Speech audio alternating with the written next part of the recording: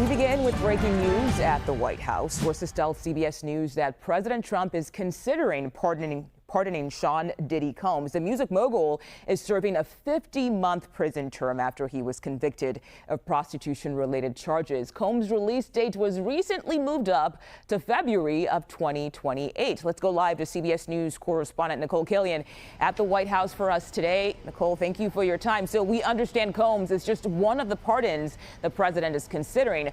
What do we know about that?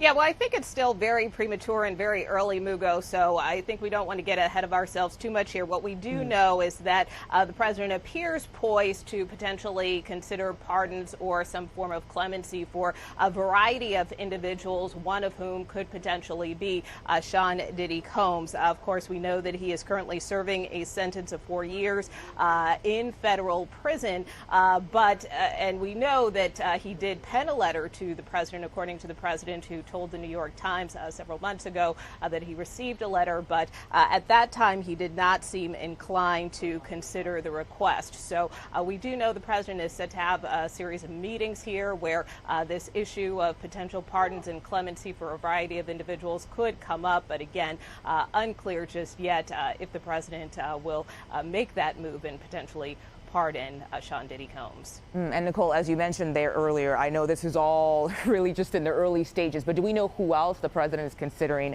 pardoning?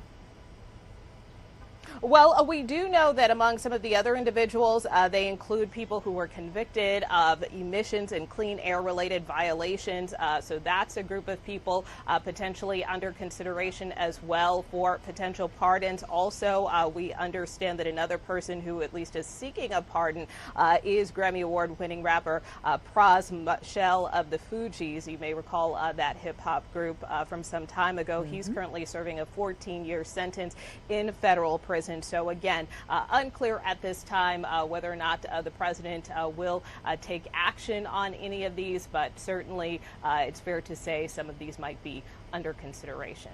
Yeah. Nikole Killion at the White House for us today. Enjoy the holiday weekend.